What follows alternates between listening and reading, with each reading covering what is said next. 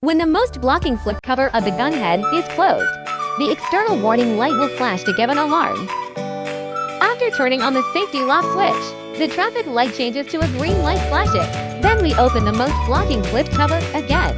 When the green light stays on steadily, the alarm is lifted. Double-click the light emitting button to make it emit light normally. After the most blocking flip cover is closed, the green light is in a flashing alarm state. Double-click the light emitting button again. You can find that the laser cannot be emitted. Open the most blocking flip cover again. When the green light is on, the alarm is lifted. Double-click the light emitting button. Then it can emit light normally. The maximum laser power can be adjusted up to 6,000 watts. The maximum scanning speed can be adjusted up to 40,000. The cleaning width can be adjusted between 200 and 500 mm.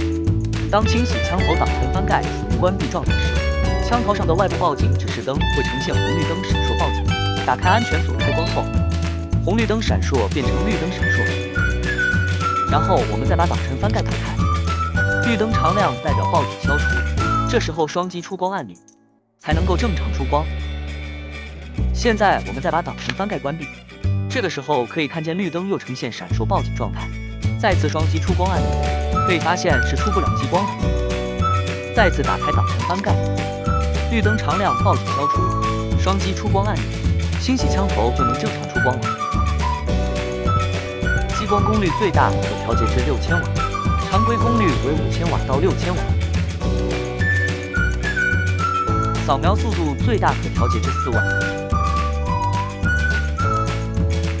清洗宽度可在200毫米到500毫米之间调节。